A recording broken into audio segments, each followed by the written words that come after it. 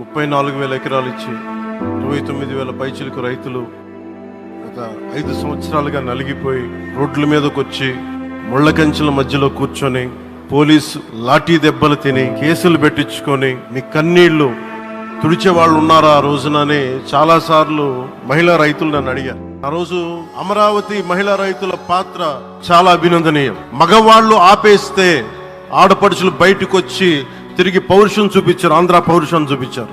మీరికి నా ప్రత్యేక అభినందన. అమరావతి శాశ్వత రాజధానిగా ఉంటుందని ఆ రోజు మాట ఇచ్చాం. అమరావతి అనేది ఆంధ్రప్రదేశ్ శాశ్వత రాజధాని. అమరావతి రైతులకి అమరావతి ఆంధ్రప్రదేశ్ రాజధానికి మేము కట్టుబడి ఉన్నాం అని చెప్పి చాలా స్పష్టంగా చెప్పిన తర్వాతే మేము భారతీయ జనతా పార్టీతో పొత్తుకు ముందుకెళ్ళాం. నేను మీకు భరోసా ఇస్తున్నాను, అమరావతి ఇక్కడి నుంచి కదలదు.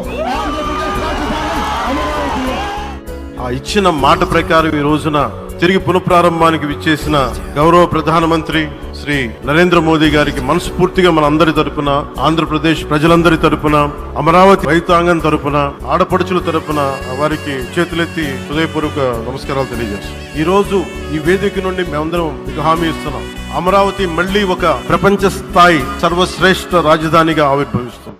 మన వైభవం మన కళ్ళ ఎదుటే, మన వైభవం మన కళ్ళ ఎదుటే, సంకల్ప దీక్షతో అంతా సన్నద్ధమే, పర్జన్య గర్జనే గగనమనే విజయ్